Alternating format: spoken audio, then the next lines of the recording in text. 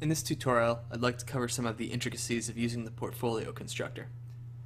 If you're familiar with the slider constructor tutorial, you'll be aware of these already, so I'm only going to touch on them a little more briefly here.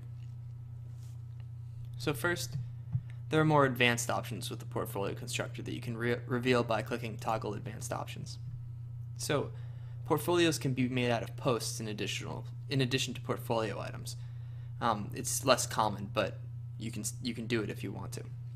So, for example, when we click Post, you'll see that our posts will display over here. If I set it to -1, you'll see all of the posts. And we can refine the posts over here by author if we like. You can see if I click Emily Bronte, only Wuthering Heights shows up. You can hold Control and click an item to deselect it in these multi-select boxes, by the way.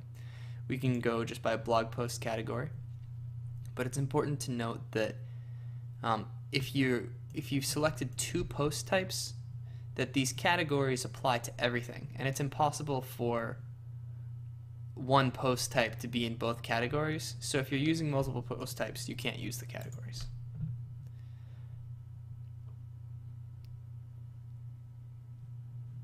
You'll also want to be aware of the manual sort order. So if we build a portfolio out of Stormtrooper Shenanigans, we can now reorder this. So let's say we want the to be or not to be item first. So once we do that, you'll see that the sort by parameter automatically changes to manual order, whereas before it was on date. And the manual order box is filled in here. Now, this becomes part of the query. And if you're familiar with WordPress queries, the WP query object, this will make a lot of sense. All the posts that are returned must be in this manual order list. So these are all post IDs. So even if we change something else now, like if we switch over to post, we're going to get no results because none of these items are posts. So no posts fit the criteria.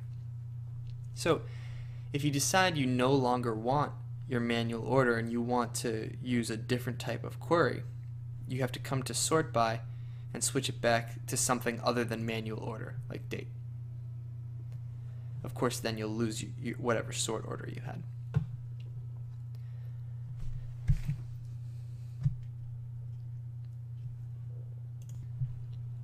Also,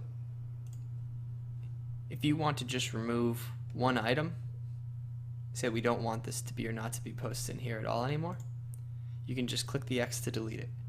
This will also trigger the manual sort by and the manual order. So again, if you want to change things, you need to switch it back. It doesn't switch back automatically because otherwise if you click on something else by mistake, you lose your order. This way, if you go back to the parameters that were used to create the manual order in the first place, your order or deleted items remain intact, so you don't have to do that over again.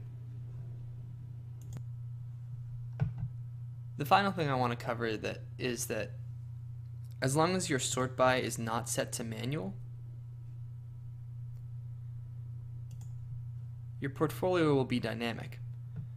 So if we add new portfolio items that fulfill these parameters in the future, they'll be added to the portfolio. So right now we can see our portfolio here. You can see it has these 6 items. But even if we don't change anything in the portfolio constructor, and we just add a new portfolio item, if we also add that item to the same category, Stormtrooper Shenanigans, and publish it, now it meets all the criteria for this portfolio. Therefore, it will be displayed in the portfolio. So this way you can easily add new items to your portfolio just by adding it to the same category and making sure it meets the same criteria. If you don't want to add new things automatically, you just need to switch it to manual. And then only these items will ever appear in your portfolio.